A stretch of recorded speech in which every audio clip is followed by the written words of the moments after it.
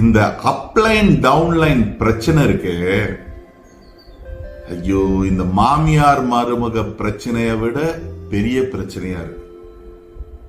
நடுவுல நான் வேற மாட்டிக்கிட்டு உங்க பஞ்சாயத்துக்கு நானா கிடைச்ச எத்தனை பேருங்க உங்க பிரச்சனையை என்கிட்ட ஷேர் பண்ணுவீங்க?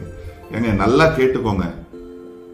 அப்லைன் டவுன்லைன் என்ற ரிலேஷன்ஷிப் ஒரு ஹஸ்பண்ட் அண்ட் ஒய்ஃபோடைய ரிலேஷன்ஷிப் மாதிரி இருக்கணும். உங்களுக்குள்ள ஈகோ கிளாஷ் இருந்தா, உங்களுக்குள்ள ப்ராப்பரான ரிலேஷன்ஷிப் இல்லைன்னா, உங்களுக்குள்ள அண்டர்ஸ்டாண்டிங் இல்லைன்னா, எப்படி ஒரு ஹஸ்பண்ட் அண்ட் ஒய்ஃப்குள்ள பிரச்சனை இருந்தா, எப்பவுமே பிரச்சனையாவே இருந்தா அவங்க பிள்ளைங்க பாதிப்பாங்களோ, அவங்க பிள்ளைங்களுடைய வாழ்க்கை வீணாயிடுமோ, அது மாதிரி உங்களுடைய பிள்ளைங்க யாரு? உங்களுடைய கீழே உங்களை நம்பி வந்திருக்கிறவங்க. உங்க ஈகோனால, உங்க பிரச்சனைனால நான் தான் பெரியவன், நீ தான் பெரியவன்ற உங்களுக்குள்ள உள்ள ஒரு தேவையில்லாத சண்டையினால உங்களை நம்பி வந்திருக்கிற கீழே உள்ள ஆயிரக்கணக்கான மக்களுடைய வாழ்க்கையை வீணாக்கிடாதீங்க. எனக்கு ஆத்திரமா வருது.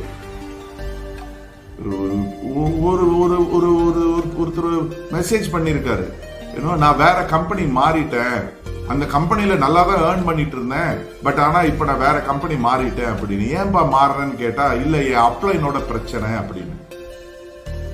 எங்க போய் சொல்றது? ஏங்க, பிரச்சனைகள் குடும்பத்திலயும் சரி டீம்லயும் சரி பிரச்சனைகள் வர்றது சகஜம்.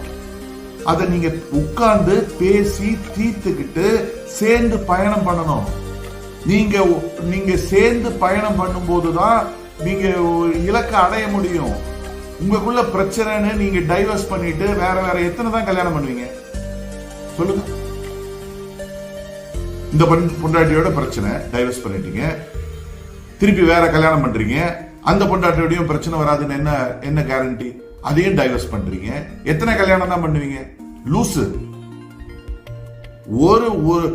ஒரு கம்பெனி எடுத்தியா, எந்த கம்பெனியில போனாலும் கருத்து வேறுபாடுகள் இருக்கும், பிரச்சனைகள் இருக்கும், அப்லைன் டவுன்லைன் இஷ்யூஸ் வரும்.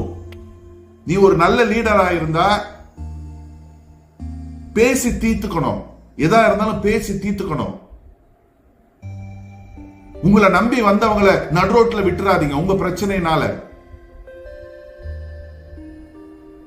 இனிமேல் யாராவது என் அப்லைனோட பிரச்சனை டவுன்லைனோட பிரச்சனை எனக்கு மெசேஜோ காலோ பண்ணீங்கன்னா பிச்சிடுவோம் உங்களுக்கு. பாவம். ஏங்க, நல்ல இண்டஸ்ட்ரி, நல்ல பிசினஸ், உங்க ஈகோனால ஏங்க வீணாயிட்டு இருக்கீங்க? எதுக்கு வந்தீங்க? சம்பாதிக்க தானே வந்தீங்க. சம்பாதிக்கிறதுக்குள்ள வழியை பாருங்க. உங்க ஈகோ எல்லாம் இங்க காட்டாதீங்க. பிசினஸ்ல வீணா போயிடுவீங்க.